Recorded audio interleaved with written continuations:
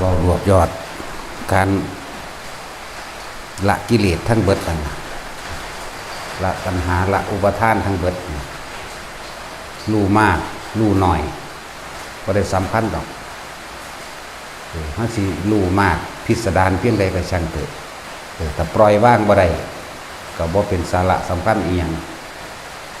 แต่ว่าถ้ารู้มากปล่อยว่างได้แล้วเบิดอารมณ์ความยินดีความพอใจได้แล้วก็ดีตรงที่ว่าสามารถอธิบายขยายความหรือให้ความ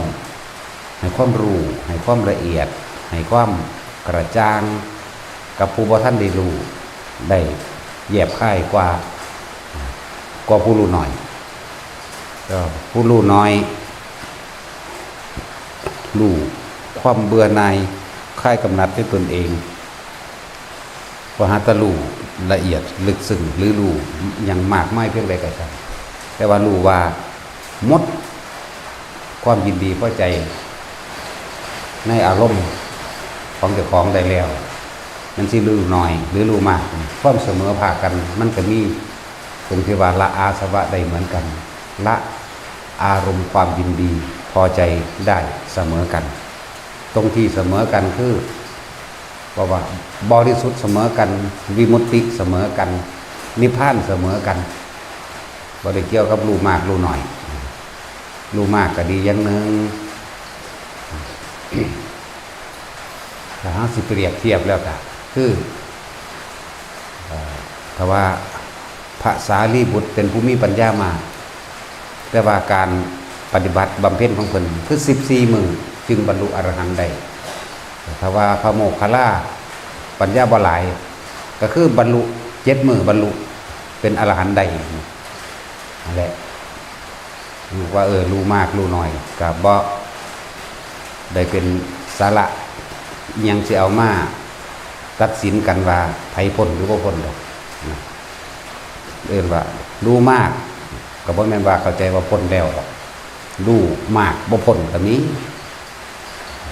รู้น้อยพ้นก็มี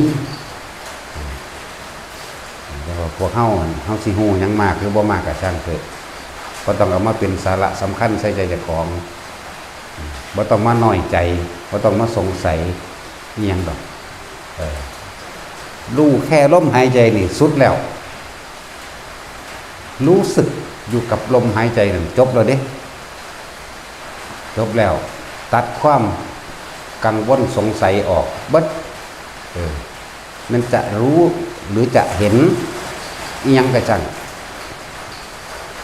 เห็นสวรรค์นรกเอาผู้รู้มากอาจสิมีความรู้กว้างขวางหรือประสบการณ์การเข้าไปหูไปเห็นต่างๆกว้างขวางกว่ากว้างขวางตามความสามารถคือพระโมคคัลลาภาษาลิบุตรสามารถระลึกชาติได้1 อสงไขยแสนกับภาษาลิบุตรสามารถ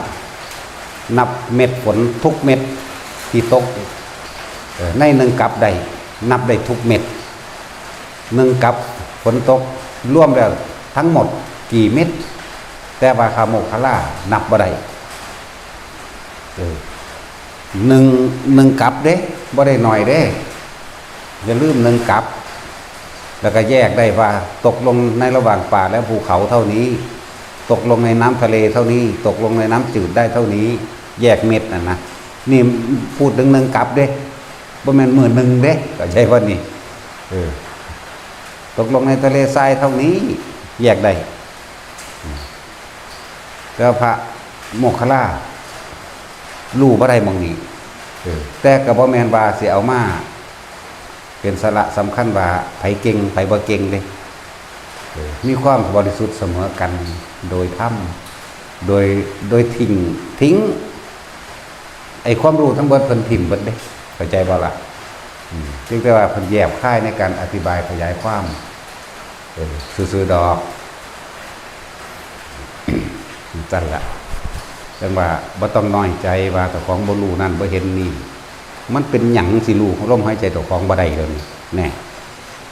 มันสิเกิดหยังขึ้นก็สร้างอย่านำเข้ามาคิดเกิดหยังขึ้นเกิดแบบเห็นนั่นเห็นนี่ถ้าเฮาบ่นำเข้ามาคิด อารมณ์ต่างๆมันเกิดไปนะมันดับเลยนะนึกว่าทุกอย่างอยู่แค่ปลายจมูกปล่อยสิ่งที่รู้ที่เห็นมันเป็นของมันแบบนั้นบ่ต้องไปใส่ซื่อมันก็ได้บ่ต้องไปสรุปว่าผิดว่าถูกบ่ต้องไปให้ความเห็นใดๆทั้งสิ้นบ่มีการลงสรุปในความเห็นว่าผิดว่าถูกแต่ว่าเห็นอยู่รู้อยู่กับความมันเป็นแบบนั้นของมันนั่นแหละนะรู้แต่ก็ต้องอาศัยลมหายใจนั่นเป็นเครื่องหยุดความคิดเห็นเพราะโดยปกติพวกเข้านั่นเข้าใจว่ารู้หลายคิดได้หลายหรือว่ารู้ได้โดยการคิดรู้ได้โดยการสรุปเหตุผลอันนั้นผิดอันนั้นเป็นความหลงรู้นี่ต้องรู้ว่าสรุปอย่างถึงแต่อุปมาอุปไมยอุปโลกยกขึ้นมาให้เข้าใจซื่อดอกว่าเฮ็ดแบบนี้เด้อเดินแบบนี้เด้อทำความคิดแบบนี้เด้อซื่อเพื่อเมื่อถึงที่สุดแล้วก็ต้องถิ่มความรู้ความเห็นให้เบิดบ่มีผิดบ่มีถูกรู้ได้อยู่ในเฉพาะลมหายใจเท่านั้นนั่นแหละจึงบอกว่าแต่ละคนเด้อทุกอย่างอยู่ในโพรงจมูกพระอรหันต์ก็อยู่ในโพรงจมูกบุญบารมีทั้งหมดกันร่วมแล้วอยู่ในบุญมันในโพรงจมูกเฮาในลมหายใจเย็นเข้าเย็นออกพ่อเกิดยังขึ้นกันเย็นเข้าเย็นออกอยู่ในหูดังเฮานี่แหละแต่ส่วนมากคนบ่แม่นน่ะที่คือยกตัวอย่างเปรียบเทียบอีกอย่างหนึ่งคือว่าเฮาคือนักเรียนนี่เนาะนักเรียนตอนครูสอนกับฟังครูดีอยู่ดอกกับเบิ้งน้ำครูน่ะเพราะแต่ว่ามีอันเสียงเขามาขายของอะไรหนึ่งปุ๊บความคิดมันสิแล่นไปว่าเขาขายยังวะเขาเห็นยังวะเมื่อแรกมีหนังกลางแปลงเด้อขุนหูมันไปใส่ขุนได้บัดนี้มันสิไปใส่ใจอันความแสกซ้อนเขามาเนาะคือพวกเขาเป็นเด็กน้อยฟังครูอธิบายวิชานั้นเพราะแต่มีรถด่ามีรถโฆษณาหนังกลางแปลงหรือหนังขายยาหรือหนังล้อมผ้าหุ่นมันไปใส่ใจอันตัวแสกซ้อนเขามาเด้เสียงสั่นแหละวันนี้พอเข้านั่งฟังทำบรรยายอยู่เดียวนี้มันจะไปใส่ใจแสกซ้อนตัวเว้าเรื่องแปลกๆมันจะไปให้ความสำคัญอันเว้าเรื่องเห็นผีเปรตเห็นยุไสยุมังใดเป็นโตแบบใดใหญ่น้อยแบบนั้นเป็นอีกคนมันจะไปสนใจใครควรอันนั้นเด้เพราะว่าเรื่องผีกังก้อยยังสิพูนมันจะใส่ใจไปพูนเด้เนาะถึงสั่นเลยก็นี่เห็นพญานาคยุหันยุนีอุ้ยเป็นโตจังใดเหื่อนมันออกไปพูนเด้นั่นแหละถึงบอกว่าดูมากหรือรู้หน่อยก็ช่างมันเถอะสิ่งทั้งหลายเหล่านั้นเพิ่นก็นำประสบการณ์มาเว้ามาเปรียบมาเทียบให้ฟังซื่อบ่ได้เห็นเป็นสาระสำคัญอีหยังความเสมอกันคืออยู่ในลมหายใจในลมหายใจนี่แหละว่าเฮานั่งรู้ลมหายใจอยู่จังซี่อันนั้นอันนี้แล่นผ่านไปตาเฮาก็เห็นหูเฮาก็ได้ยินจมูกเฮาก็ได้กลิ่นเหมือนกันแหละกับเฮาหมู่ไปบิณฑบาตน้ำตลาดหูจากเสียงเพลงตุ่มๆต่ำๆเนาะเสียงเพลงเสียงหมอลำเสียงรถแล่นไปแล่นมาบีบแกติ๊กๆตักๆเสียงคนเบาพื้นกันเสียงคนเอิ่นซื้อของขายของกันจังซี่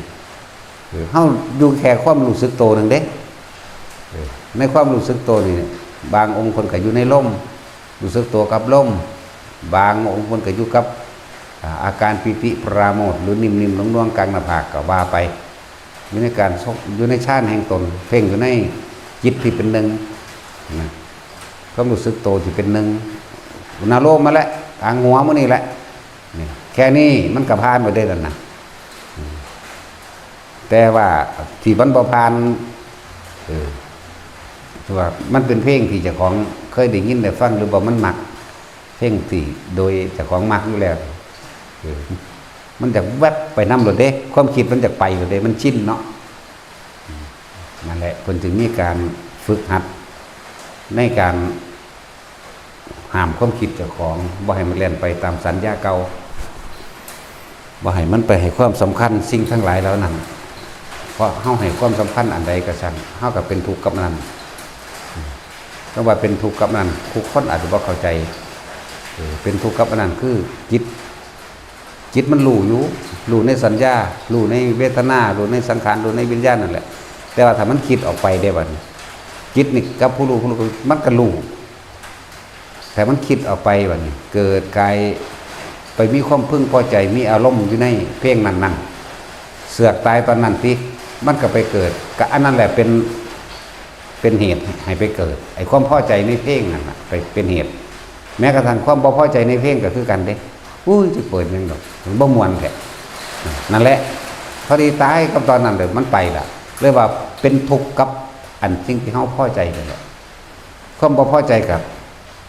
บเป็นทุกข์นำความบ่พอใจนั่นแหละสองอย่างนั่นแหละ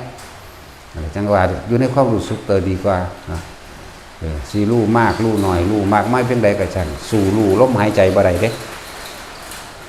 อยู่กับลมเบื้องต้นมันก็จังซี่อยู่แล้วล่ะเดี๋ยวที่สุดแล้วมันหอดบ่มีลมบ่มีหยังบ่ล่ะมันซื่อลืออยู่ดอกแต่ที่เว้าหม่องมันสุดพวกเฮาบ่ทันได้เข้าใจซื่อก็เลยว่าอีหยังก็สร้างจับลมไปก่อนลมกับความรู้สึกตัวโดยอุณาโลมอยู่กับอาการปิติปราโมทย์เป็นวิหารธรรมแห่งตนเอาไว้อยู่กับเรือนแห่งความรู้สึกในกายเอาไว้อยู่กับตรงนี้แหละตัวนี้เป็นดุจดังว่ายามเหมือนกับยามว่างอุเบกขาในความรู้สึกตัวนี่แหละเป็นตัวกลางแล้วเป็นอุเบกขาแล้วเพื่อที่จับความคิดจากของเองบ่ให้มันคิดออกแต่ให้ยุ่นบ่ให้มันออกจากความรู้สึกที่ตัวเฮาเองกายเวทนาจิตเวทนากายก็คือความรู้สึกตัวอยู่ในนี้ส่วนคำว่าธรรมก็คือสภาวะปรากฏการณ์ต่างๆเกิดขึ้นบ่ว่าภายนอกภายในภายนอกกับตาหูจมูกลิ้นกายที่เฮาไปกระทบที่เฮาไปเห็นนั่นแหละได้ยินได้ฟังอันนั้นอันนี้แต่ว่าเฮาบ่คิดบ่นึกออกไปนี่มันก็จบแล้วอยู่หม่องนี้นึงน่ะจะไปสงสัยหาคำตอบคำถามอีหยังกับมันจะไปสงสัยสรุปเอาอีหยังกับมันก็ให้ปล่อยมันเป็นแบบนั้นของมันน่ะเฮาสิไปบังคับให้มันเป็นดังที่เฮาอยากให้มันดังที่เคยชินดังที่เคยสัญญาว่าอยากให้เป็นบ่คือจังเปิดเพลงบ่ม่วนโอ้ยน่าจะเปิดม่วนๆก็ดีแน่เนาะบางทีก็เปิดคอยโพดบ่ฮู้ยินนี่ก็จะไปบังคับว่าอุ้ยเปิดดังกว่านี้นะแม่นะเนี่ยมันออกไปแล้วเด้นั่นมันออกไปแล้วความคิดออกไปพร้อมอารมณ์เลยก็มีอย่างนั้นแหละจังว่าท่านที่บอกเอายอดมันแต่เฮามีความรู้สึกอยู่ในลมหายใจกล้าก็ไม่มีกลัวก็ไม่มี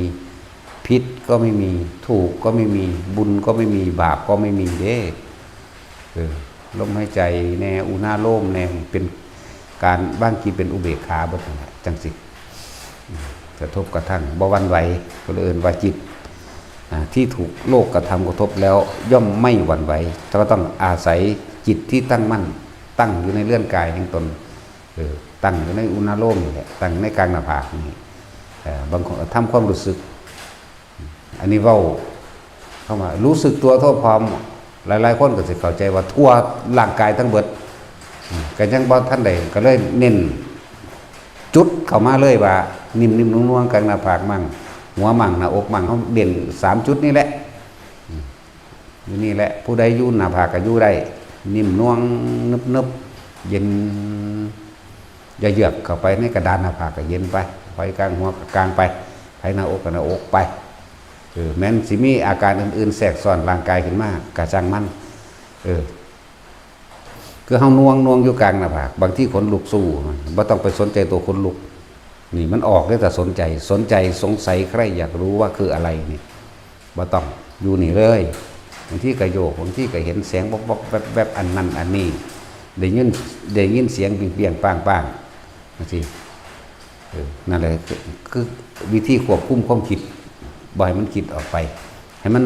รู้อยู่เฉพาะในความรู้สึกตัวเน้นเป็นจุดเอาไว้นะฐานอย่างนี้ออกจากฐานของสมาธินี่สำคัญเด้ฐานแห่งจิตตั้งมั่นหรือฐานจะอธิบายได้อีกแล้วมันก็สุดเพราะแห้งละยังก็ดี ฐานที่ตั้งแห่งจิตก็คือทำความรู้สึกตัวอยู่ณเฉพาะจุดหนึ่งเนี่ยจุดหนึ่งจิตหนึ่งหลักสูตรต้นแรกของเฮาวิธีเฮาก็คือกลางหน้าผากนิ่มๆนุ่งๆนี่พ่อนะนั่นแหละเอิ้นว่าจิตหนึ่งก็ว่าเป็นอุเบกขาแล้วเด้คือคำว่าอุเบกขานี่คือบ่ส่งความคิดออกไปหาสิ่งอื่นถ้าเข้าคิดไปหาสิ่งอื่นมันบ่เกิดเด้อันนวงๆอยู่หน้าผากอยู่หัวเฮานี่ลองเบิ่งแม่คิดซ่อนใส่กันเบิ่งแม่มันหายเลยล่ะเนี่ยนี่ก็ย้อนบ่แห้งกันละนะมื้อนี้เว้ายอดก่อนบัดนี้สิเว้าในระหว่างอธิบายคือเขาเจ้าถามเกี่ยวกับพิธีจัดงานศพเกี่ยวกับอหยังนี่ยังห่างไกลอันยอดที่เฮาเว้าอยู่เมื่อกี้อยู่เลยยังห่างไกลนิพพานมากๆเลยแค่พิธีทำศพแค่มื้อนี้ก็ยังสงสัยก็ยังบ่แน่ใจว่าผิดหรือถูกหยังก็ได้นะคือจังเขาถามว่าถ้าเฮานิมนต์พระมาฉันอยู่ในบ้านจักองค์ก็แล้วแต่โดยที่บ่มีการทำผิดสัตว์นั่นก็บ่ได้ฆ่าเหล้ายาก็บ่มีบ่ได้เอิ้นแขกเอิ้นคนอิหยังมาแล้วเฮาข้าวแกงหม้อแกงก็ว่าแล้วก็นิมนต์เพิ่นมาสันอยู่ในบ้านโดยบ่ได้มีหมอรสพครบงั้นโดยบ่ได้มีเหล้ายาโดยบ่ได้มีหยังแต่ว่าทำขึ้นเฉพาะพี่น้องเอามาสันอยู่ในเฮือนเจ้าของบ้านเจ้าของเองเท่าใดองค์อาจารย์เราสามารถอุทิศได้ไหมได้เฮาก็ตั้งใจแหละว่ามื้อนี้นิมนต์พระมาสันเขาในบ้านทำบุญทำทานทำบุญอุทิศหาพ่อหาแม่ก็น่าสิก็ได้บ่จำเป็นต้องไปเอิ้นแขกเอิ้นคนมาดอกได้ทั้งนั้นมันสิบ่ได้กังวลกับเรื่องอื่นๆให้มั่นใจในตนเองให้มั่นใจในสิ่งที่ตัวเองทำแล้วก็ต้องไปเคลือบแคลงสงสัยว่าชาวบ้านเขาสิว่าตำหนินินทาบ่ถึงพิธีบ่ต้องดอกได้สมัยตะกี้สมัยโบราณมาสมัยโบราณอีหลีเลยพุทธเจ้าพุ่นละไปเขาเจ้าก็นิมนต์พระมาสันเขาในบ้านแล้วก็อุทิศให้แก่ญาติๆนี่ล่ะ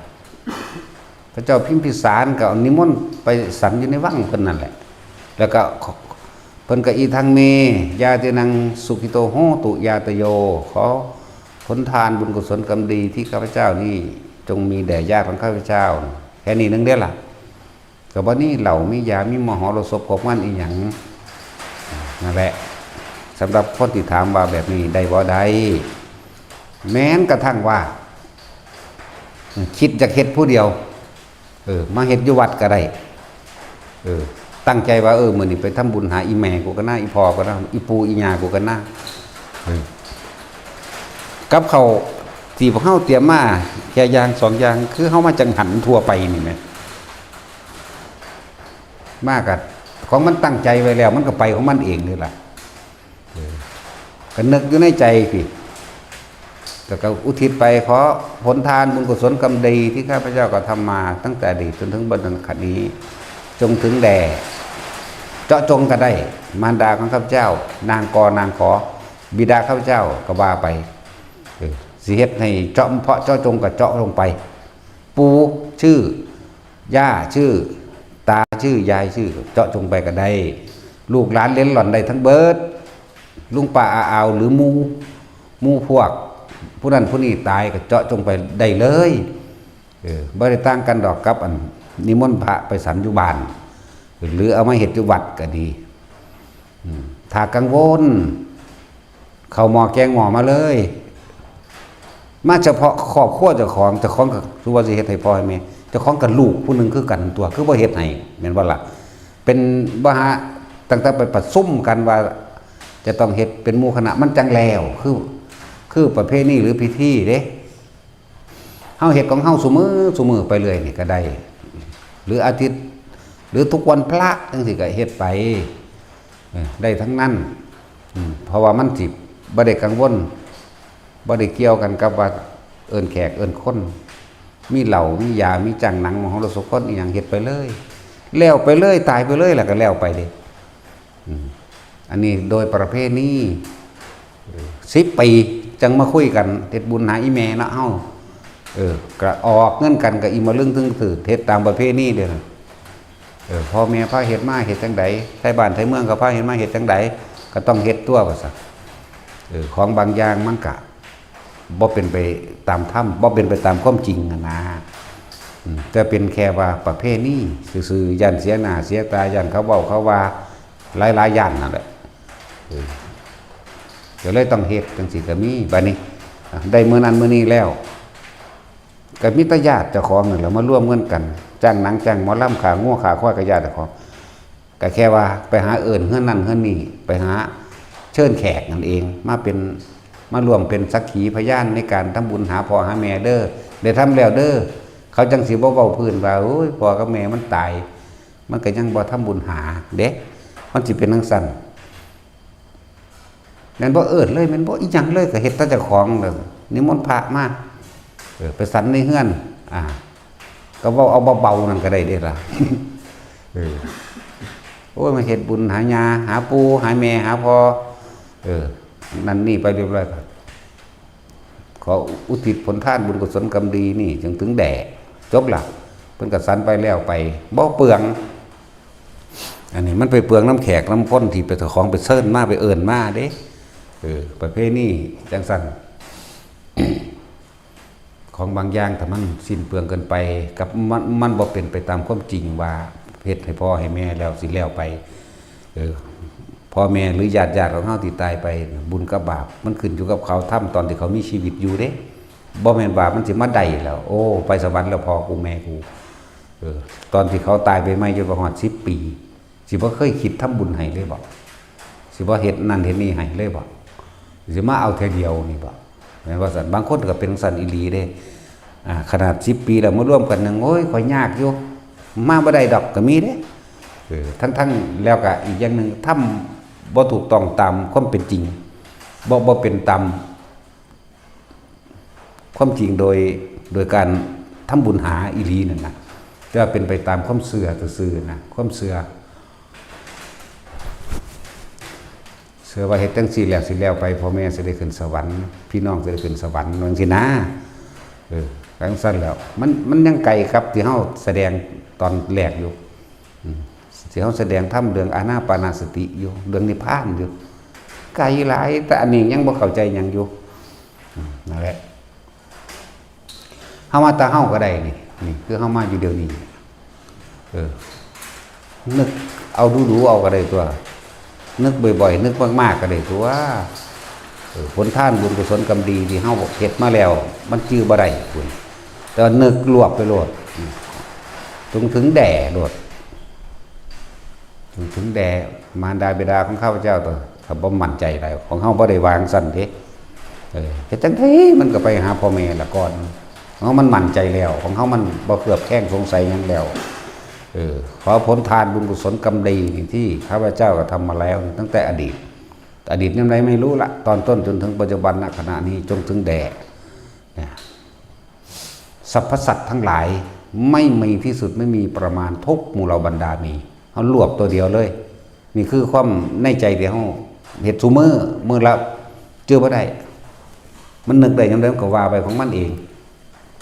มันก็ไปคือเก่าจนสิไปใส่ทั้งเบิดเลยแต่พวกเขาบ่มั่นใจนี่ก็เลยว่าพอหนังแม่มั่งออกซื้อมั่งนั้นแล้วหลานสิได้เบ้าแล้วมันสิบ่ได้มันยังมาถามอีกอยู่เลยห่วยได้บ่ได้มันเฮ็ดเอาของมันตัวบ่เฮ็ดเอาของมันก็สร้างฮ้อนไปหยังเนาะนั่นแหละแม่นสมมุติพ่อแม่ตายแล้วมารวมกันเผาแล้วปุ๊บไปเฮ็ดไผเฮ็ดมันเลยบ่มารวมกันสิทำบุญเป็นประเภทนี้แบบบุญแจกข้าวทั้งสิเอิ้นแจกข้าวทั้งพุ่นเขาอาจจะเอิ้นบุญร้อยวันยังก็ว่าไปแล้วแต่แม่นบ่เฮ็ดแนวนี้เลยแต่ว่าเฮ็ดไปไผไปมันก็แล้วไปเลยอยู่เด้ล่ะเข้าใจบ่ล่ะแต่ว่านี่โอ้ย่านบ้านบ้านเมืองว่าซั่นพ่อแม่ผู้ยาเฮ็ดมาของบางอย่างเขากับพริกแพงเอาแน่ตะกี้เอาควายไถนาเดี๋ยวนี้ยังเอารถไถนาเด้ล่ะก็คือบ่เอาควายคือเก่าซั่น แต่ว่าพ่อแม่พาเฮ็ดมาแม่นบ่ก็คือบ่เอาขี่ง้อยขี่ควายไปท่าล้านไปหาบเขามาไปเฮ็ดล้อมเขาคือเก่าก็คือเอารถเกี่ยวบัดนี้ก็คือบ่เฮ็ดตามพ่อแม่พาเฮ็ดมาซั่นเนี่ยอันนี้จังซี่ก็ยังพลิกแพลงแปลงไปได้นั่นแหละถือว่ามันห่างไกลหลายกับความจริงตั้งแต่กี้พ่อแม่พายางไปให้ไปหน้าเด้ล่ะเลี้ยงงูเลี้ยงควายเด้ล่ะเดี๋ยวนี้คือขี่รถไปโหลดแต่กี้พ่อแม่พาตื่นแต่เด้อคุณตี 3 ตี 4ไปหน้าล่ะเดี๋ยวนี้แมง3 โมง 4 โมงเช้าก็ต้องพันได้ลุกอยู่ไปก็ขี่รถไปเนาะก็เฮ็ดคือเก่าซะทีล่ะ บัดนี้จังซี่คันบ่คิดพ่อเนาะเอาไปเทียบเอาตัว นั่นแหละงานใดก็ช่างบัดนี้ขึ้นซื้อสิใส่ซื้อคำว่าบุญเด้อบุญพระเวทบุญกฐินใส่ซื้อคำว่าบุญเด้อบุญเฮ็ดผ้าป่าบุญแจกข้าวบุญหยังก็แล้วแต่ถ้ามีเราขึ้นมาตัดปุ๊บบ่เป็นเข้าใจบ่ล่ะเราการฆ่าสัตว์มีมหรสพของงานใดๆทั้งสิ้นบ่เป็นบุญเป็นบาปพวกนี้ไปบุญแนวใดมันเข้าถึงจิตถึงใจมันเข้าถึงความสงบอยู่บ่มันมีแต่ความร้อนและกังวลเด้นะจากหนังคูนจิตใจมันก็เล่าร้อนไปกับหนังโมโหโทโสอยู่กับหนังหรือดีใจอยู่กับหนังโป้คักบัดนี้บ่สงบเลยเนาะหมอลำพุ่นก็มันก็ไปพอใจน้ำขาขาวคนเด้บัดนี้พวกผู้หญิงก็อิจฉานั่นเต้นดีเต้นงามเห็นเขาไปเอาเงินให้จากศูนย์ให้ผัวให้ลูกหลานเจ้าของเบิ่งดูบักฮานั่นว่าเด้พุ่นน่ะมันสิบุญติมังหันมันสิบุญเด้นั่นน่ะนี่ก็เครื่องมหสรุปกันนะแห่อ้อมบ้านอ้อมเมืองตีกันยายไปขับถีบอยู่สุดทางขากันก็มีแม้กระทั่งว่าบุญบวชก็ยังมีเหล่ามียาจัดงานบักใหญ่เอิ้นแขกบ่มีเกียรติทั้งหลายแหล่มาจังซี่บ่เป็นบุญบ่ได้บุญได้บาปแปลว่าหยังเร่าร้อนกังวลเร่าร้อนกังวลบ่ได้เกิดความสงบเย็นภายในใจจังเม็ดมันสิเป็นมาตรฐานใดตัวนี้เห็นได้ละบ้านเมืองกับพระเฮบ มันสั้นแล้วบาดนี้นั่นแหละแต่เรื่องจังสี่ว่าได้เข้าใจอีหยังอยู่สำหรับเรื่องวันนี้พวกพ่อแม่ตายหรือญาติตายหรือใครตายก็ช่างคือเฮาก็เฮ็ดให้เห็นเป็นตัวอย่างแล้วคนบ่ต้องเป็นต้องไปสวดหยังก็ได้บ่ต้องเป็นต้องสวดแต่มีความว่ารอก่อนเด้อถ่าก่อนเด้อญาติอยู่กรุงเทพญาติอยู่จังหวัดนั่นบ้านนี้วันนี้รอมาก่อนขอให้เห็นหน้าเป็นครั้งสุดท้ายแน่มาครบแล้วเด้อนี่ก็จูดโลดเผาเลยบ่จำเป็นต้องว่าต้องเอาพระมาสวดเท่านั้นองค์เท่านี้องค์ดอกมันบ่ได้บุญตอนพระมาสวดเด้เผาโลดเขาบุญหรือบาปนรกหรือสวรรค์เขาเฮ็ดไว้ตอนเขามีชีวิตอยู่มันบ่มาได้ตอนนี้เด้มันบ่มาได้ตอนอันเอาศพไว้3 มื้อ 4 มื้อ 7 มื้อบางคนเสียเงินเสียทองไป200,000 300,000 400,000ยืมมาผู้มีก็เลยผู้อยู่เฮือนนั่นแหละคือว่าแม่ตายอยู่เฮือนนั่นแหละตั้งไว้ในหันแหละกับผู้อยู่เฮือนนั่นได้หนักกว่าอันพี่น้องแท้ๆกันนั่นบ่ได้หัวซาปานใดเด้นี่ความจริงอันนึงที่เขาเป็นมา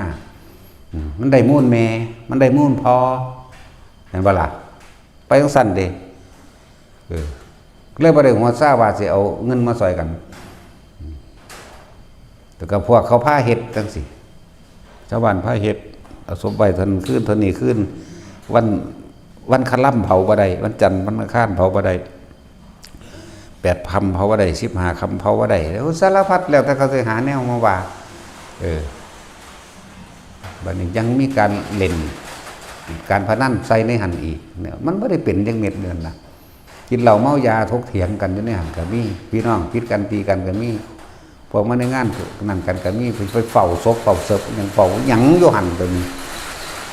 ถ้าคบกันแล้วปุ๊บนะถ้ากันเอาไปเผาโดดเจ้าว่าโดนมัน200,000 300,000ผู้เป็นเจ้าของเฮือนนั่นมันไปยืมเงินมาพอแห้งเลยมันธรรมดาเดี๋ยวนั้นนั่นแหละก็คุยกันสติกับพี่กับน้องแต่ของเองว่า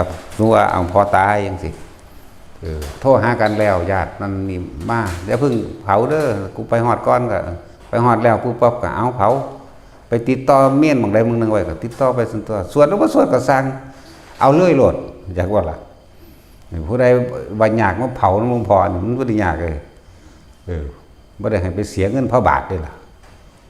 บาทหนึ่งก็ไม่ได้เสียเห็นบ่ที่เฮ็ดอยู่เด่นญาติกับมาบ่ท่านบ่ได้เห็นซ้ำเห็นแต่ขี้เถ้าทันตัวจังสั้นได้ละใหม่ได้ละบ่มากก็เลยเนาะเอาเพิ่นก็เห็นง่ายแท้โอ้ยถ้าอยากยากเอาไปเฮ็ดอยู่บ้านเจ้ายากแน่นอนแต่ไปเฮ็ดอยู่บ้านเจ้าโอ้ยเนาะสูกูยากโอ้ยเนาะสูกูบ่มีเงินไปทางนี้เบิดนั่นแหละประเภทนี้บางอย่างถ้ามันปรับได้ก็ปรับออกเอาแค่ญาติๆมาว่าเอ้าพร้อมแล้วเนาะเฮาไปพูดแต่สิไปเผาวัดนั่นก็ไปติดต่อเพิ่นเอาจักบาทค่าเมนสวดก็สวดเทีเดียวซะแต่ญาติมันนั่นขาดประเภทนี้หลายสวดหรือบ่สวดมันก็บ่ได้เกี่ยวกับคนตายเด้อคนเป็นได้ฟังอยู่นั่นน่ะกุศลธรรมาถึงเว้ากันกุมมิมอยู่จักสิแม่นยังความหมายก็บ่รู้เนาะแล้วจะว่าห่างไกลจะเว้าเรื่องนิพพานสิโอ้ยแล้วกันเลยตั้งแต่แค่นี้ก็ยังบ่รู้เรื่องอยู่นั่นแหละ สมมุติว่าอยู่สกลนครหนองคายอยู่กรุงเทพก็สร้างแต่ส่วนที่บางอื่นมันแพงมันบ่เหมารถมาโหลดเนาะมาหาหลวงพ่อนี่ยันเขาว่าไม่รถทรงศพมูลนิธิต่างๆก็มีตัวเสียมาดำหมื่นดำ20,000ดีกว่าพวกเจ้าไปเสียยวน200,000 300,000หมดตัวมาหาหลวงพ่อนี่เบ้าเงินดอกพระอยู่นี่ก็สวดเก่งคักบ่ต้องห่วงหรอกนะหังบ่สวดเอามาแล้วบ่ขึ้นใส่เตาเผาสิยากหยังน้ำมันมีบ่ใส่ทานหรือยังเอาน้ำมันโซล่ามาเทลงไปปิดจูดซะจบจะไปเสียหยังฟังไว้เด้อเจ้าสิอยู่สุรินทร์ศรีสะเกษหรือเจ้าสิอยู่กรุงเทพโหบางหม่อง200,000 300,000นั่นล่ะห่วยรวมเงินกันซะจัก10,000 20,000จ้างรถเขามานี่สิเป่าให้เบิ่งมันสิใหม่อยู่บ่นังสั่นตัวคุยกันสติกับพี่น้องเจ้าของมันเป็นเรื่องของในวงญาติพี่น้องตระกูลเจ้าของเองถ้าสุว่าพ่อแม่ก็เลยสุว่าหลานๆเหลนๆหล่อนๆก็เลยเผาแมงเบิดแล้วอยู่นี่ยากหยังเฮาก็เอาขี้เถ้าเป็นปุ๋ยตัวเนาะนั่นแล้วเฮาได้ก็ได้ปุ๋ย เฮาก็ไปห้อยไปตามเงาไม้เด้ซั่นแล้วโหมันแม่นความเด้อไผก็ดีเอาพวกนั้นอยู่แมงเชียงใหม่พุ่นล่ะไป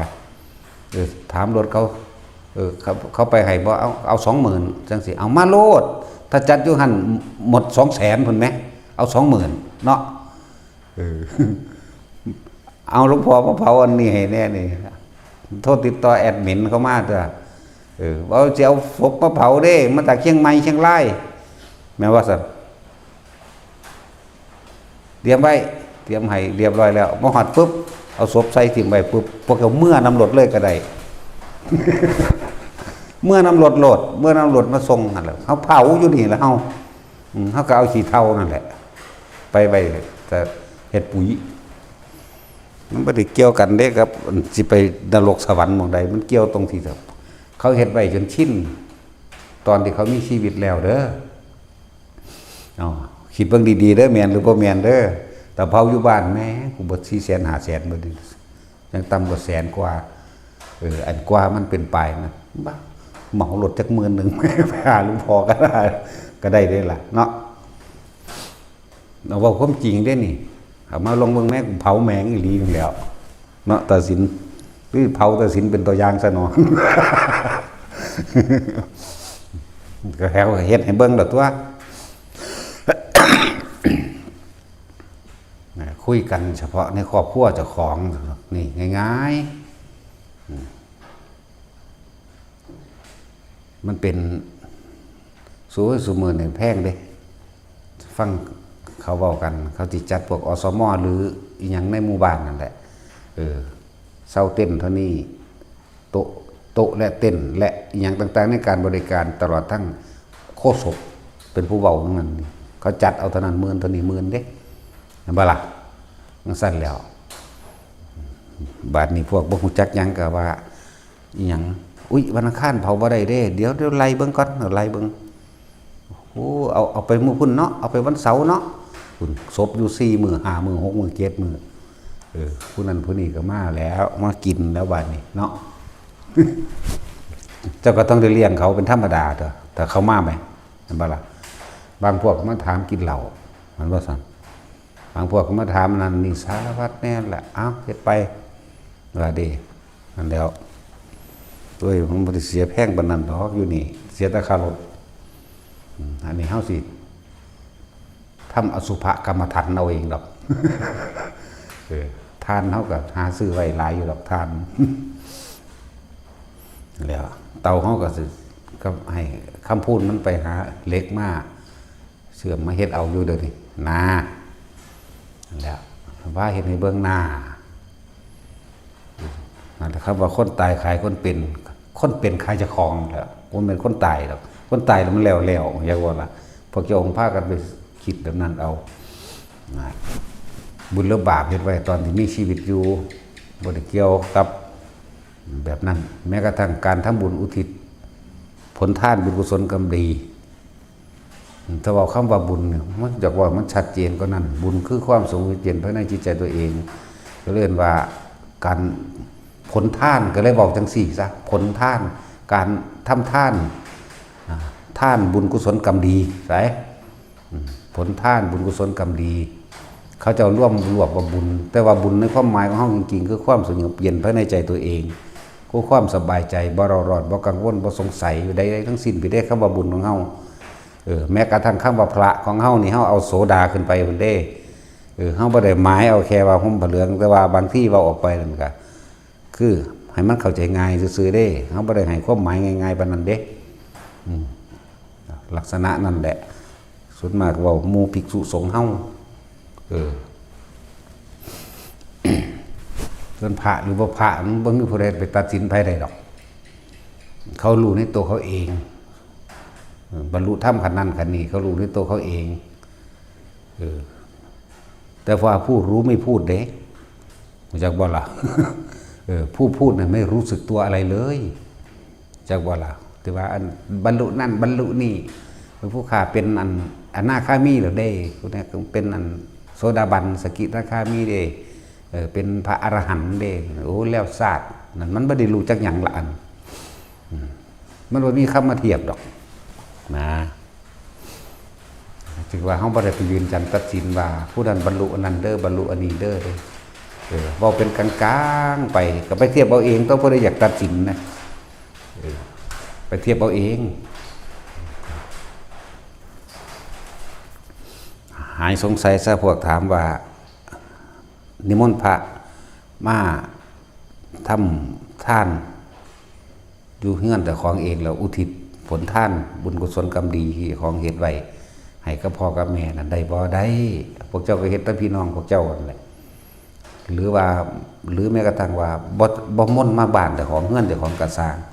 ไปเฮ็ดอยู่วัดเฮ็ดเฉพาะครอบครัวเจ้าของเองเฉพาะเฮือนเจ้าของเองหรือโดยเฉพาะลำพังตนเองนั่นก็เป็นการแสดงความกตัญญู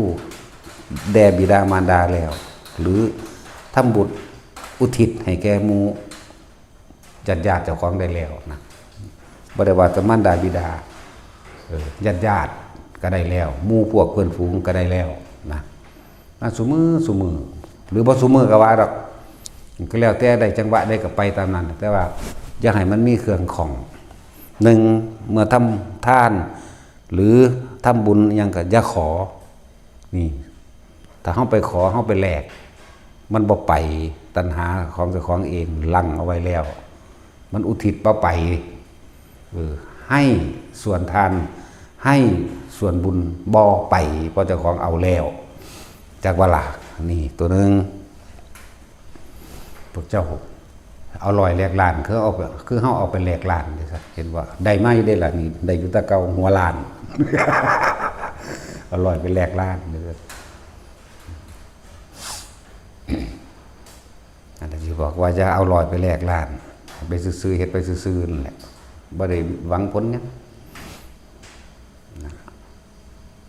จังว่าเรื่องซ้ำนี่เฮาก็ยังสงสัยนั่นนี่อยู่จักสิสงสัยไปอีหยังก็คือว่าล่ะว่าเขาบ่ได้มาใส่ใจคือเฮาเนาะก็สิเว้าเรื่องปฏิบัติธรรมที่มัน30ปีเลยตาเฮาเฮ็ดมาผิดหรือถูกอันนั้นอันนี้ผมก็จนกว่าว่ามันก็แค่นั้นแหละมันพอแห้งอยู่เด้ไม่สิบอกว่าปฏิบัติหรือว่าเรียนรู้จังซี่เรียนรู้เรียนหลงแต่เป็นเด็กน้อยพุ่นเด้ล่ะตำรวจเข้ามาบ่ได้ทองอีหยังปานใดเด้เพราะมันได้ถ้าเป็นเด็กน้อยแล้วได้ตาท่านเขาโรงเรียนพุ่นเด้อันซ้ำเขาเจ้าสวดในบ้านเขาคนทางฝุ่นเอิ้นว่าตั้งมงคลหรือตั้งบุญคุณเขาเจ้าว่าเฮ็ดบุญบ้านแต่สวดนั่นสวดนี้สวดได้เบิดนั่นแหละมาเพิ่มเติมเอาของที่ว่าปาฏิโมกข์ที่พวกนี้นึงได้มาเพิ่มเติมเอาเพราะว่ามันบ่แม่นแนวได้ยินง่ายๆเขาเจ้าลงเป็นปักลงเป็นนั่นนี่ทองกับข้าวเดียวนึงได้ล่ะสาสำนันนึงตัวอังบ่ทองเดี๋ยวนี้บ่ได้หยังจักอย่างแล้วลืมเบิดแล้วก็บ่เป็นหยังพร้อมบ่รู้หยังนำล่องผิดล่องถูกก็คือเว้าให้ฟังอยู่ดอกบ่มาเรื่อยๆอยู่ดอก3ปี4ปีเป็นจังซี่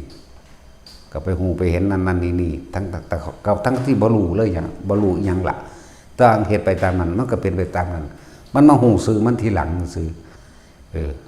จังมาศึกษาอ่านพระไตรปิฎกจังมาเบิ่งวิสุทธิมรรคมั่งนั่นนี่มั่งเข้ามาจังไปเทียบเอาสิ่งที่ตัวเองผ่านมาซื่อนั่นแหละเรียนรู้เรียนหลงตะกี้ก็เลยอยู่หั่นแหละเดี๋ยวนี้ก็จักหลงจักรู้ล่ะบ่ว่า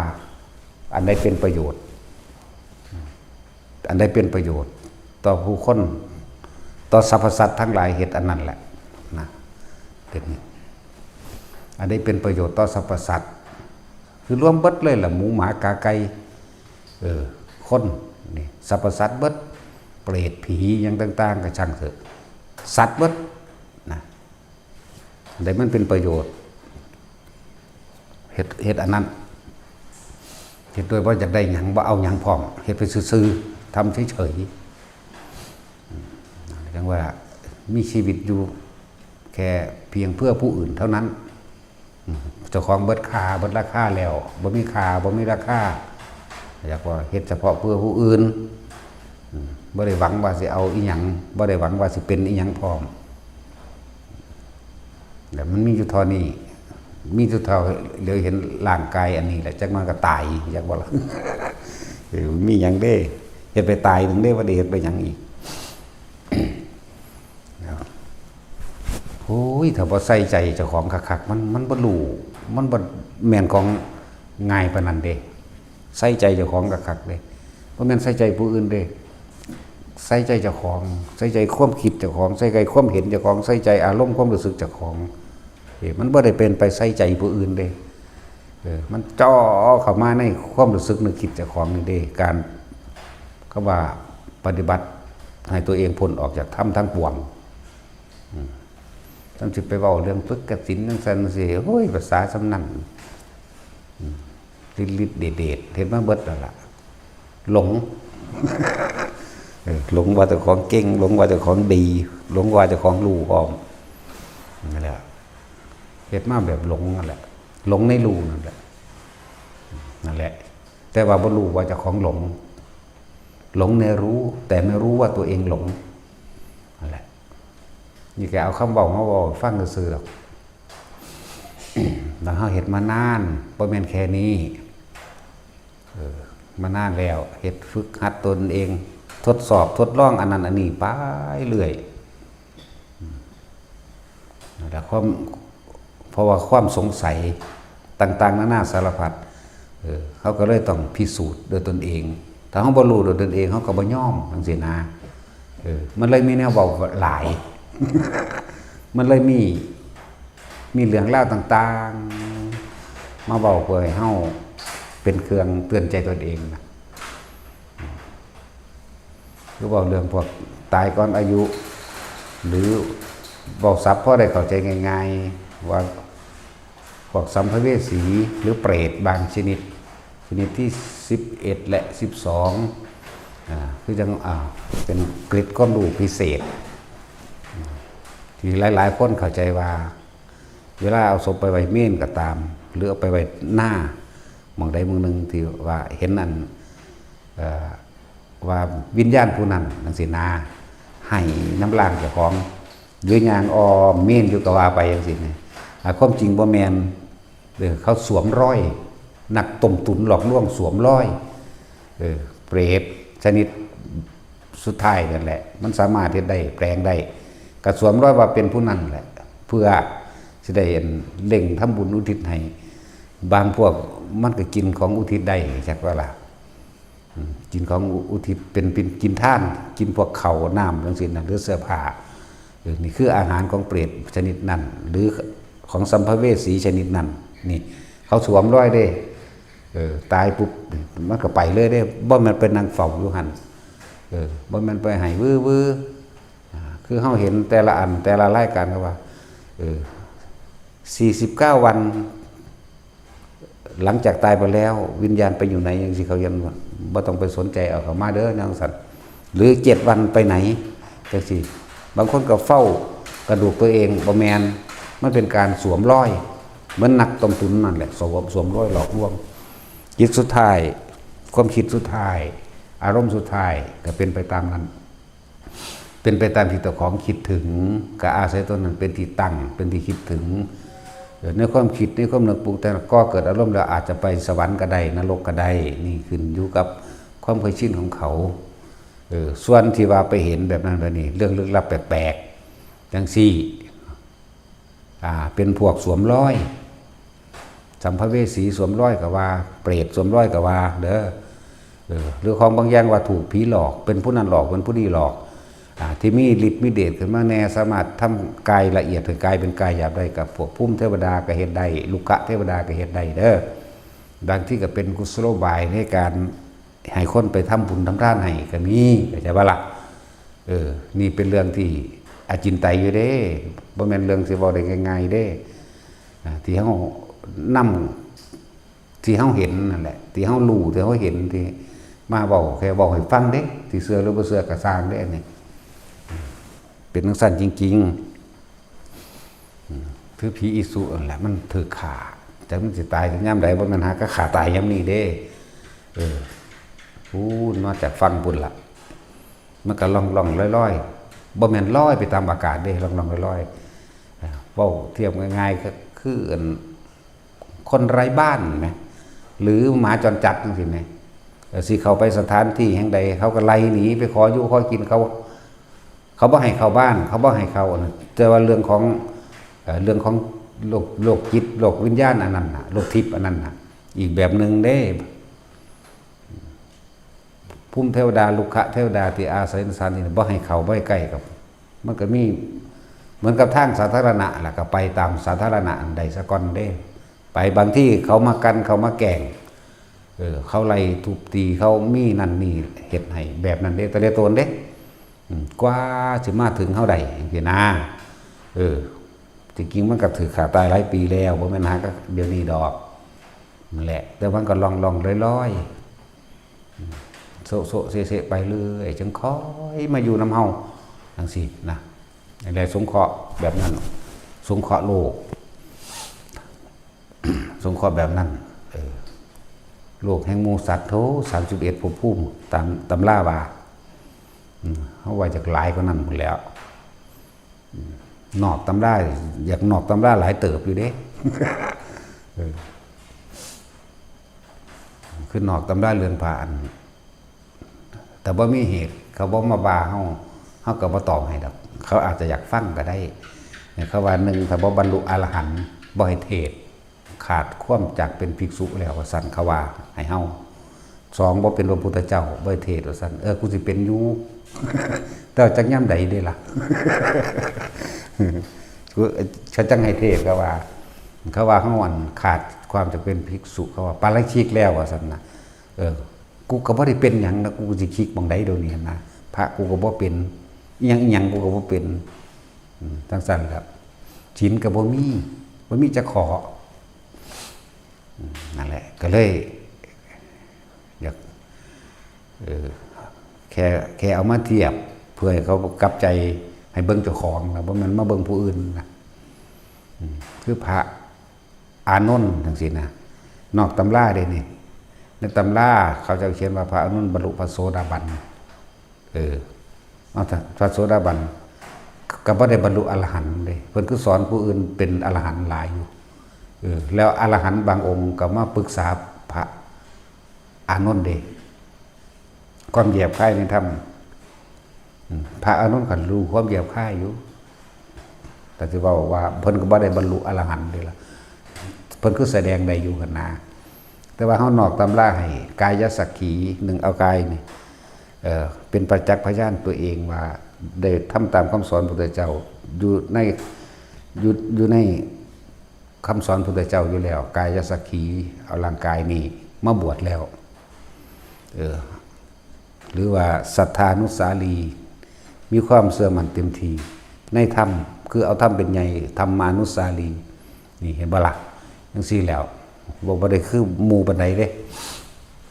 นั่นแหละแล้วก็ทิฏฐิปัตตะมีความเห็นตรงทิฏฐิปัตตะมีความเห็นตรงว่าสัตว์โลกเป็นไปตามกรรมมีความเห็นตรงตามความเป็นจริงทิฏฐิปัตตะนี่มีความเห็นตรงตามความเป็นจริงมีตามความเป็นจริงคือการเอาธรรมเป็นใหญ่เมื่อเอาธรรมเป็นใหญ่ได้แล้วจึงทำกายนั้นตัวเองเป็นประจักษ์พยานเรื่องว่ากายสักขีแต่ศรัทธานุสาลีนี่นะก็อันเดียวกันนั่นร่วมแล้วบ่แยกก็ได้เป็นอันเดียวเป็นคนผู้นั้นนั่นก็เป็นโสดาปัตติมรรคแล้วว่าท่านได้บันนะจักว่าตั้งนี่เว้าอีกซับนึงก็ซื่อดอกบัดนี้เพิ่นคือแสดงธรรมให้ผู้อื่นบรรลุอรหันต์ได้อยู่แม้กระทั่งพระอรหันต์ก็ยังมาปรึกษาเพิ่นนั่นแหละเขาอันนี้เว้าเพื่อให้เข้าใจในความเห็นจะมาสรุปว่าผู้อื่นผิดผู้อื่นถูกไหมเฮาบ่มีผิดบ่มีถูกบ่มีบุญบ่มีบาปบ่มีศีลบ่เป็นพระอย่าว่าล่ะบ่เป็นหิแมงยังเลยพุ่นแล้วจังซั่นก็นี่อธิบายเอาเจ้าของนะตัวนี้พระโพธิตะในตำราว่าเทระใบลานเปล่าสอนผู้อื่นเป็นอรหันต์บักหลายแม้กระทั่งสามเณรสานุสามเณรสานุหรือสุมาณะเน้นหลายอยู่หรอกบรรลุอรหันต์ได้นั่นก็จังซั่นแล้วหมายถึงลูกศิษย์เด้บรรลุอรหันต์มั้ยเจ้าของคันบ่ฮู้จักหยังใช่มั้ยบาดพระพุทธเจ้าถามเอาความรู้สึกเลยเด้บ่ได้ถามไปตามที่ได้ยินได้ฟังมาหรือตำราเด้บ่ได้ถามแบบนั้นเด้บ่ได้ถามเธอจงอธิบายโพธิปักขิยธรรมหน่อยสิบ่ได้ถามวางสิเด้เธอมีความรู้สึกเช่นไรโลดเด้นี่เพิ่นถามว่ามึงนี่โลดเด้แล้วเพิ่นก็ทำตัวเองให้เป็นประจักษ์พยานปานนี้เพิ่นเอาสานุสามเณรตถาคตอยากได้น้ำบ้วนปากจากสานุดาษเธอจงไปนำน้ำมาเนี่ยก็เอาบาตรได้ก็หอเบินไปโลดพุ่นไปเอาน้ำจากสวรรค์สันดาวเดินจาตุมยุสาอนุดาตมาให้พุทธเจ้าบ้วนปากเอาบัดนี้มันเอาโพธิตะเธอจงไปนำน้ำมานี่ง่อยเลยจังซั่นแล้วแม้พระปุถุชนฤทธิ์ก็ยังเฮ็ดบ่ได้จังซี่นะความหมาย ก็ซื้อความหมายว่าแม้แต่ชาติจันทร์ก็เจริญชาติทรงชาติก็ยังเฮ็ดบ่ได้นั่นเพิ่นถามถึงความรู้สึกเอาเลยเด้มองหันนึงเด้หรือแม้กระทั่งเรื่องอภิธรรมนั่นสิ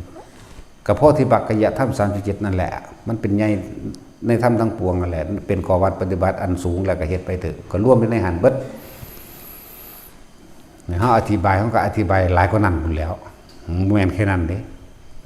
แต่ว่าเพิ่นสินำมาอธิบายแสดงธรรมบ่เฮาแค่ใบไม้ในกำมือมั่งแค่เศษเล็บเศษดินในปลายเล็บมั่งนึงเด้ที่จริงมันมีมากกว่านั้นเพิ่นก็นั่งบ่นำมาแสดงเฮาแสดงอันแปลกๆนี่แหละมันจังบ่คือหมู่แล้วมันประสบการณ์ของไผของมันเพียงแค่ว่าเอามาพูดให้ฟังคือจังเว้าเรื่องจังซี่แหละเรื่องว่าเขาเห็นอีหยังแปลกๆว่าคนตายแล้วคันเป็นเห็นนั่งให้เฝ้าศพเจ้าของมั่งให้ย่างอ้อเม่นอยู่มั่งบ่แม่นสวมรอยนักต้มตุ๋นเป็นเปรตมั่งเป็นเทวดาหรือลูกขะเทวดามั่งแล้วแต่สิเฮ็ดไปเพื่อว่าให้เกิดความว่าอยากให้คนทำบุญอยากให้คนรู้จักศีลรู้จักธรรมรู้จักเข้าวัดเข้าว่านั่นแหละจริงๆมันเป็นเรื่องที่ละเอียดละออพอสมควรได้เรื่องของกรรมเรื่องพวกนี้ที่เบาอยู่นี่อาจินไตได้นี่เป็นสิ่งที่บ่ควรคิดเพื่อที่สรุปหาเหตุผลผิดหรือถูกจริงหรือปลอมเด้เพื่อเอิ้นอาจินไตอันใดก็จังที่บ่อาจสามารถเห็นแต่ของว่างใดบ่ควรนำเข้ามาคิดให้ปล่อยเลยแม่นบ่ล่ะเอาอันใดที่มันเป็นประโยชน์เพื่อความ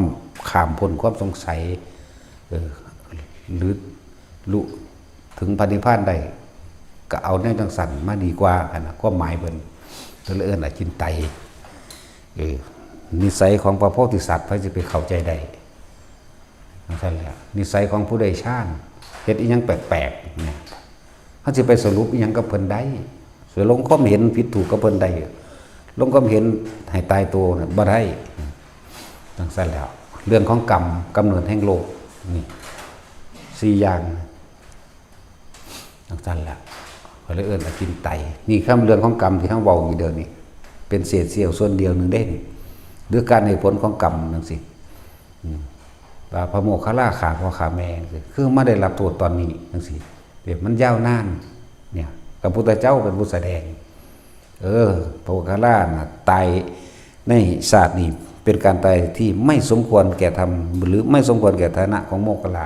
แต่สมควรแล้วแก่ฐานะในอดีตชาติเพิ่นไล่มาบักไกลๆนั่นแหละผู้ทั้งสั้นล่ะแสดงคือพระพุทธเจ้าแสดงสมควรแล้วนั่นว่าไปหันได้บาดหรือแม้กระทั่งพระปิรินทวัชชะพระคนทั้งโลกเอิ้นว่ากล่าวคำหยาบนั่นบ่ล่ะไอ้ถอยไอ้สัตว์ไปไหนมาว่าไอ้ถอยแม้กระทั่งกล่าวกับพระเหมือนกันกับว่าเด้พวกสถุนพวกถอยพวกท่านมาจากไหนกันเหรอเขาบ่พอใจยังไงไปฟ้องพระพุทธเจ้าก็นำอดีตมาบอกให้ฟังเรื่องของกรรมมันเป็นอาจินไตยอยู่พระพุทธเจ้าเป็นผู้นำออกมาแสดงเขาก็เทียบเอาเลยเนาะสำหรับผู้จับผิดให้ไปจับเจ้าของจับแล้วมันก็ไม่ได้หยังดอกนั่นสิได้นรกคนที่เนาะนั่นแหละคำว่าทำคือหยังกันยังว่าท่านเข้าใจทำอยู่เนาะจังว่าให้พวกเข้าหนักหามันรู้มันเห็นพอแห้งแล้วก็เหลืออย่างเดียวคือทำเอาคนตัวบัดนี้เฮ็ดเอาบัดนี้สิอ่านตำรามาเบิดโลกก็ช่างสิได้ยินได้ฟังจากผู้มีปัญญาพร้อมสอนเพียงใดก็ช่างหากเราไม่ปฏิบัติเองทำเองและรู้เห็นได้ด้วยตนเองสิ่งทั้งหลายเหล่านั้นก็ไร้ค่าหมดประโยชน์เพราะเจ้าของบ่นำมาเหตุเป็นประโยชน์ต่อตนเองนั่นล่ะมันซั่นแหละเดี๋ยวพวกเฮาเฮ็ดอยู่นี่แหละเฮ็ดเอาเพราะว่าเฮ็ดให้ไผบ่ได้เด้นี่ตะบอกเดี๋ยวทิ่มความสงสัยออกให้เบิดมันขามนิวรณ์ตัวเดียวเท่านั้นน่ะถ้ามีความสงสัยอันนึงก็ได้ทั้งเบิดทั้งหาล่ะถ้าเว้าเรื่องนิวรณ์ แมนเบิดปริพงปริโพธนิวรณ์ต่างๆแมนเบิดนั่นแหละเป็นอันเดียวกันเบิดแต่ยึดอันนึงก็ได้ทั้งเบิดถ้าปล่อยอันความรู้ก็ปล่อยได้ทั้งเบิดมาจากว่าล่ะปล่อยก็คือบ่นำมาคิดแต่เขาอยู่ในลมหายใจจนชินชาแล้วหน้ามันหูจักดอกต่อไปนั่นหูจักดอกเฮ็ดจังใดก็สร้างพวกเขาเกิดมาตายอยู่แล้วนี่ไหมเนาะเกิดมาตายอยู่แล้วบ่มีผู้ใดเอาหยังไปได้เด้ก็สิเว้าตัดเอาตอนเขาเกิดชีวิตเริ่มต้นด้วยลมหายใจเข้าออกแต่บ่มีผู้ใดเคยคิดถึงลมหายใจเข้าออกของเจ้าของเองชีวิตเริ่มต้นได้ด้วยลมหายใจเข้าออกอยู่ได้ด้วยลมหายใจเข้าออกแล้วก็สุดท้ายชีวิตก็จะจบลงด้วยหายใจไม่เข้าและไม่ออกก็ตายคนนั้นได้แล้วเนาะชีวิตมันเริ่มต้นโดยลมหายใจเข้าออกเนาะอยู่ได้ด้วยลมหายใจเข้าออกแต่สุดท้ายจบด้วยหายใจไม่เข้ามันก็เลยไม่ออกเห็นว่าล่ะสังเกตลมเจ้าของโลดว่ามีหยังเมื่อเขารู้ลมหายใจเขาออกจิตมันตั้งมั่นเริ่มแล้วปุ๊บความรู้สึกอันนึงก็เกิดขึ้นทั้งสี่มีอาการปิติต่างๆหายากแต่ว่าเขาตัดออกหายากไงบ่ฮู้ว่าสิจับเอาอันใดกันแน่เลยเกิดเป็นความสงสัยอย่าให้อะไรอย่างอันนั้นเดสันอันนี้เดสันเลยจับสร้างกรรมฐานขึ้นมาหนึ่งฐานที่ตั้งแห่งจิตอย่าหนีออกจากฐานแล้วเอาอาการความรู้สึกตัวนิ่มนวลกลางหน้าผากนี่แหละเบาแล้วเบาอีกเบาตั้งเก่านี่แหละเบาหลายปีละแต่ว่าอันเก่าอยู่นี่มันก็ยังถามไปอันใหม่อยู่ แต่อันเก่าก็ยังบ่ได้อยู่เนาะก็ยังบ่เป็นอยู่ไหมเมื่อนี้ดอกนาจะรู้มากเพียงใดก็รู้มาเถอะรู้เราไปยืนยันตัดสินหรือละรู้ว่าใดกันก็แค่นั้นแหละแค่รู้แล้วไปเกิดใหม่ดูแล้วว่าเกิดสิบ่ดีกว่ามันเนาะดูหยังล่ะรู้ลมหายใจหนึ่งนี่เป็นเพืองอยู่ทั้งเบิดที่ว่าให้อยู่กับอุณาโลมมั่งนิ่มนวลบนหัวหรือหน้าอกมั่งแต่ว่าบาดสุดท้ายมันจะกลับมาล้มเองคนสิตายมันก็เข้ามาหาล้มเองดอกตอนนี้เฮาฝึกบ่แม่นว่าตอนนี้เฮาฝึกเพราะชีวิตมันยังมีอยู่บางคนก็ยุ่งยากในการทำงานทำเงินอยู่หลายๆอย่างในห่วงอยู่แต่ว่าควรฝึกทำที่พึ่งแห่งตนเป็นของตนเอาไว้มั่งที่พึ่งของเจ้าของเองบัดสุดท้ายล่ะบ่มีผู้ใดซอยใดได้ความรู้สึกนี่รับกันบ่ได้พอใจกับบ่พอใจนี่รับให้กันบ่ได้เจ็บปวดรับให้กันบ่ได้ร้อนหนาวรับให้กันบ่ได้ตัวเองนั่นแหละจะต้องรับตัวเองนี่แหละสมบัติของคนเฮาแท้ๆมันก็แค่สุขภาพแข็งแรงนั่นแหละมันสิมีอีหยังเด้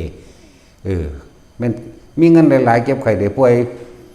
มันบ่ได้มีความหมายบางหันเด้มันมีความหมายตรงมันอยากเศร้ามันบ่อยากป่วยมันบ่อยากเจ็บมันบ่อยากปวดเด้ทั้งสั้นแล้วสุขภาพแข็งแรงอยู่เป็นปกติคือบ่ป่วยคือบ่พิการจักว่าล่ะนั่นแหละมันคือปกติแต่สุดท้ายก็เดินทางก็ไปหมู่เก่าเดียวกันเบิดเดี๋ยวถ้าไปเงิดไผสิรู้หน่อยไผสิรู้หลายบ่ต้องไปน้อยใจวาสนาทั้งสั้นทั้งสี่ดอกขอให้รู้ในลมหายใจตัวเองได้รู้ด้วยความรู้สึกตัวของตัวเองได้อยู่กับสองสิ่งนี่นะลมหายใจกับความรู้สึกในกายเวทนาลมหายใจก็คือกายในกายหนึ่งรู้ในนี่เวทนาในเวทนาก็คือความรู้สึกในกายตัวเองนั่นแหละมันเป็นอุเบกขาแล้วคำว่าจิตก็คือรู้ในกายเวทนาจิตเวทนากายก็รู้อยู่บางนี่แหละมันที่ไปใส่แบบนี้ในภาพมันเป็นสื่อมันคือสื่อเด้โอ้ยมันทอดอีสื่อแล้วผลเทียบมันนะเป็นดุจดังอากาศที่ว่างมั่งเป็นความว่างอย่างยิ่งมั่งก็มันบ่มีหยังว่างจากสิ่งที่มีมั่งแน่ดับเย็นมั่งดับปราศจากความคิดนึกมั่งโอ้ยมันหลายสื่อก็ดอเนาะปราศจากความคิดนึกแต่รู้ซื่อๆนี่นะแต่ว่าเรือว่างจากสิ่งที่มีมั่งนี่สื่อเขาเจ้าเทียบเขาเจ้าอุปมาอุปไมยพวกเขาฟังก็เลยบอกแต่ละคนว่าอยากรู้ว่าเจ้าของบรรลุอรหันต์หรือว่าอรหันต์นั่นเอาความรู้สึกนั่นนะมาวัดตนเองเด้ว่าสิ่งเหล่านี้บ่มีผู้ใด วัดให้เฮาได้เด้มันบ่มีประหลอดวัดความร้อนความหนาวเด้บ่มีตัวเองวัดตัวเองเท่านั้นมันผู้ใดสิมาตัดสินเฮาว่าเป็นหยังกับเป็นเรื่องของผู้นั้นเด้ไม่เป็นเรื่องของเฮาเด้เพราะว่าเฮาบ่มีเรื่อง เห็นว่าล่ะแต่ว่าจังว่าหาเรื่องเด้กูเอาแมงโลดเด้เนาะตัดสินมาโลดคงจะเจอใช่แล้วเอาความรู้สึกของเจ้าของวัดค่าเจ้าของเองเด้พอใจกับไม่พอใจอารมณ์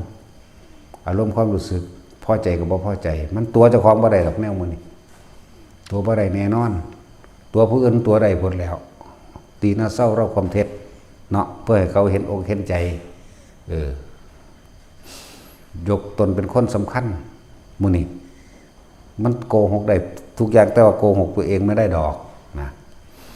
แต่ว่าให้เบิ้งเจ้าของก็ยังว่าเบิ้งเจ้าของ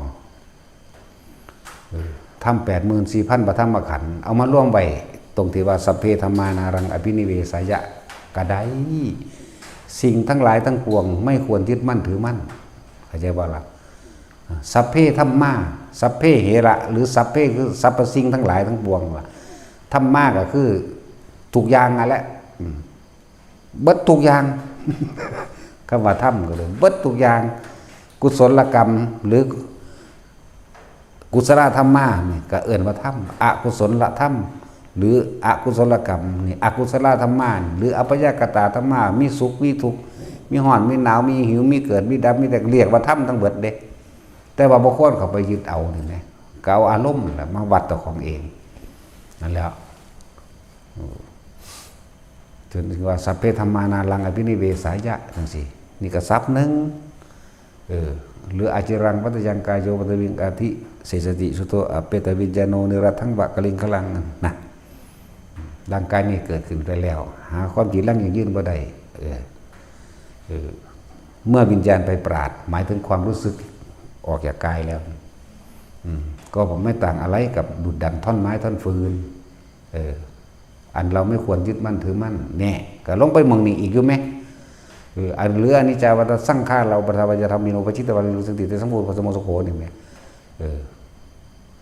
ความคิดทั้งหลายย่อมหมุนเวียนเปลี่ยนแปลงอยู่ไปเรื่อยนี่เห็นบอกอนิจจาวัฏสังขารวัฏฏะแปลว่าหมุนวนเปลี่ยนแปลงไปเรื่อยนั่นแหละสังขารคือความคิดนะความคิดทั้งหลายมีความหมุนวนคิดวนเวียนอยู่เป็นไปจังสั่นแหละหาความจริงลั่งอย่างยืนว่าใดดอกเนี่ยความคิดนี่ก็เกิดดับไปแค่นั้นเองความเข้าไปสงบระงับบัดนี้นี่ไหมความเข้าไปทำความคิดให้หยุดลงเป็นสุขอย่างยิ่งเห็นไหมเนี่ยอุปทวายะธรรมิโนนะอุปะมันคืออุบัติขึ้นยะธรรมิโนนี่มันหมุนอุบัติขึ้นไปต่างๆนานาสารพัดยะธรรมิโนอุปชิตวานิรุตชันติบัดนี้ดับได้นิโรธบัดนี้เตสังวูปสโมสุโขนี่ถ้าจะว่าเรื่องบาลีว่าเรื่องทรัพย์แล้วเขาจะว่าห้องบ่ได้บาลีแต่ห้องกับบ่ได้อีลีนแหละเพราะว่ามันบ่เขียนเป็นหน้าผากเนาะแต่สินนั่นแหละนี่3ทรัพย์นี่ก็ยอดแล้วเด้ยอดธรรมเบิดอภิธรรมเรียกว่าธรรมมันเป็นใหญ่กว่าธรรมทั้งปวงธรรมราชาแล้วธรรมมีกลาดแล้วใหญ่แล้วนั่นแหละแนวทางมันก็เขียนไม่เบิดอะไรผู้ใดก็อยากรู้ความหมายอยากมีความรู้หลายก็อ่านเอาในพระไตรปิฎกมันมีอยู่ในหันสมบูรณ์เบิดนะหรือเขาเถียงกันเรื่องผู้ใดเป็นผู้จดบันทึกธรรมะก่อนหมดก็พระเจ้าพิมพิสารเขียนด้วยลายมือตัวเองซ้ำตัวเพชรแผ่นท่องกันมาไปเขียนอภิธรรมตัวโพธิปักขิยธรรม37อย่าง37อาการว่าด้วยสติปัฏฐาน4สมปัฏฐาน4อิทธิบาท4อินทรีย์5พละ5โพชฌงค์7มรรค8แล้วก็อธิบายไปเป็นข้อเพิ่น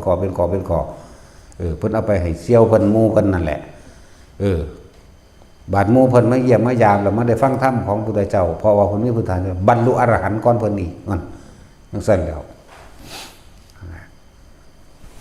แต่ว่าบ่ให้ฟังซื่อๆดอกยังก็เลยโอ้เอาละพ่อสัมปทาน